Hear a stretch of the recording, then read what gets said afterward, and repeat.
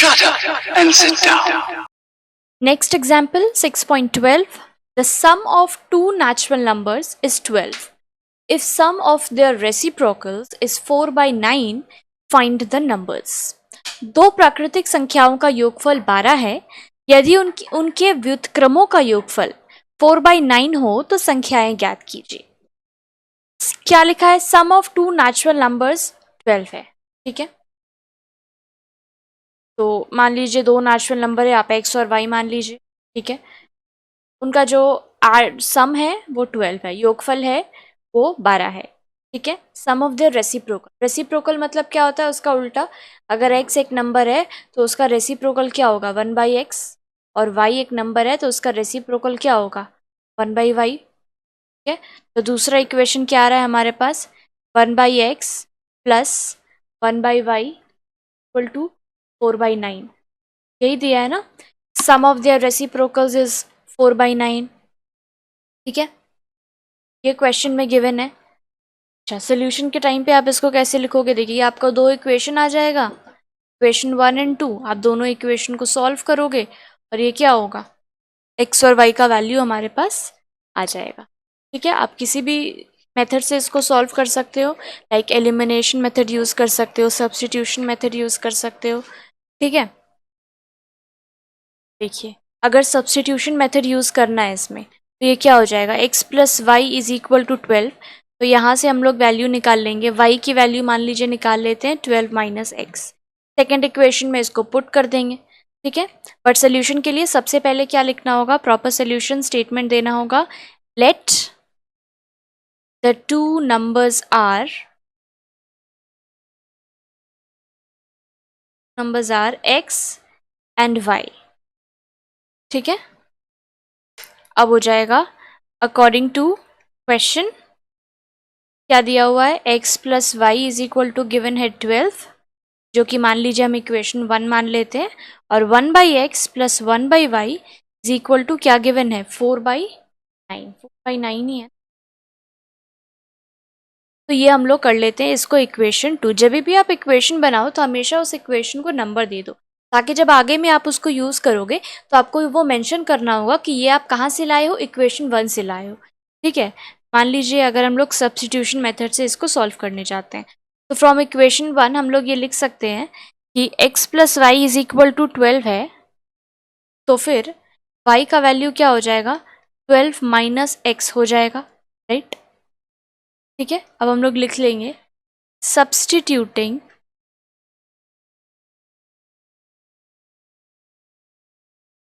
y is equal to 12 minus x in equation 2। अब equation 2 में जब हम लोग ये y का वैल्यू पुट करेंगे तो क्या होगा? सबसे पहले इक्वेशन 2 क्या है वो लिख लेते हैं।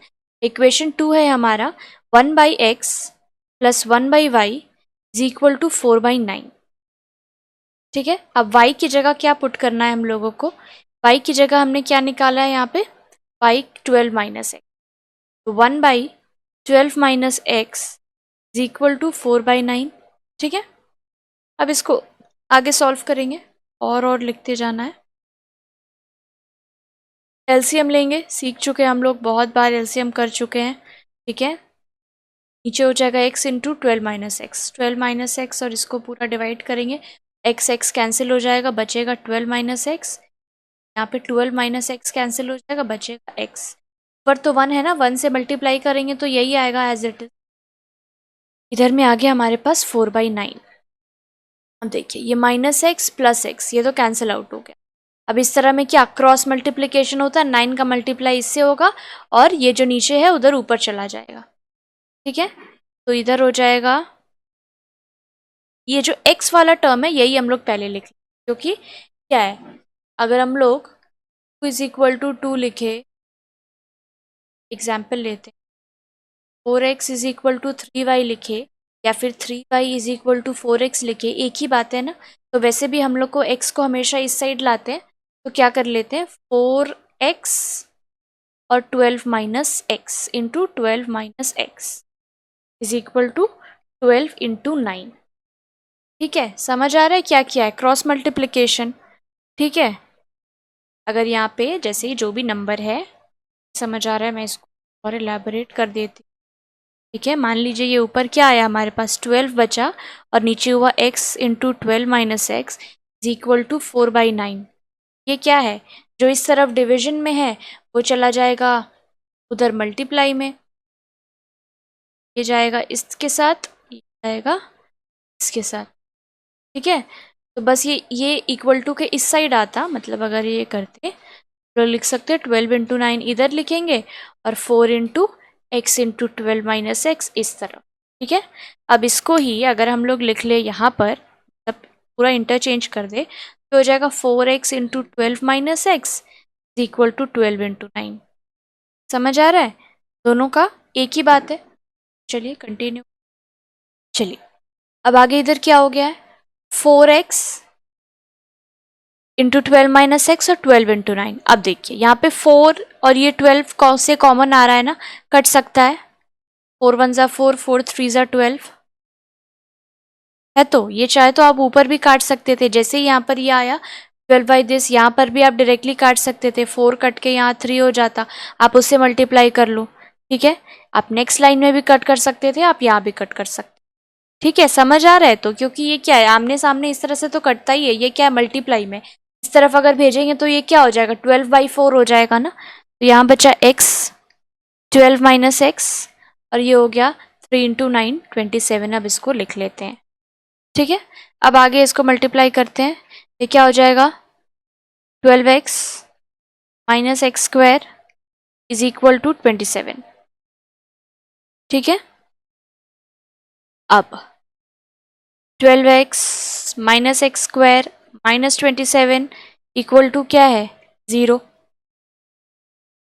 ठीक है, कुछ नहीं, बस हम लोग इसको यहाँ ले आए, अब जगह इंटरचेंज करेंगे, क्या बचेगा माइनस एक्स स्क्वायर, इसको हम लोग स्टैंडर्ड फॉर्म में ला रहे हैं। ठीक है, क्वाड्रेटिक इक्वेशन का जो स्टैंडर्ड फॉर्म है उसमें ला रहे हैं, plus 12x minus 27 equal to 0।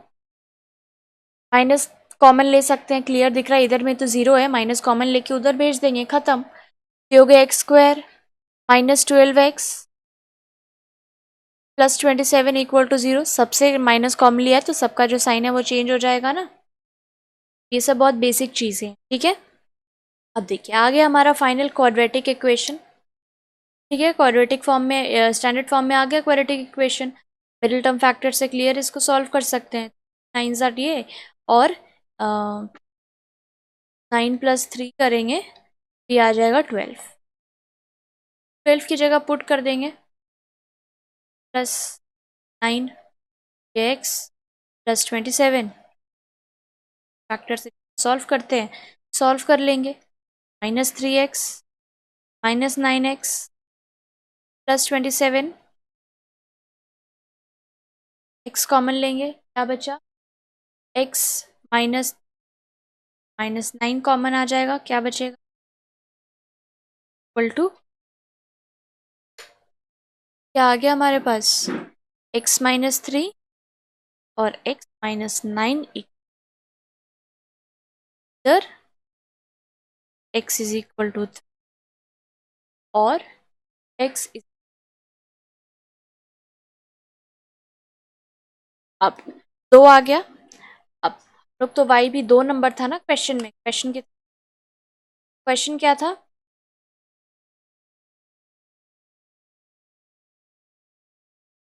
sum of two natural number is 12 if sum of the reciprocal is 4/9 find the number। पहला इक्वेशन हम लोग क्या निकाले थे, x plus y is equal to 12। ठीक है, अब इसको याद रखना, x plus y is equal to 2, ये था हमारे पास इक्वेशन।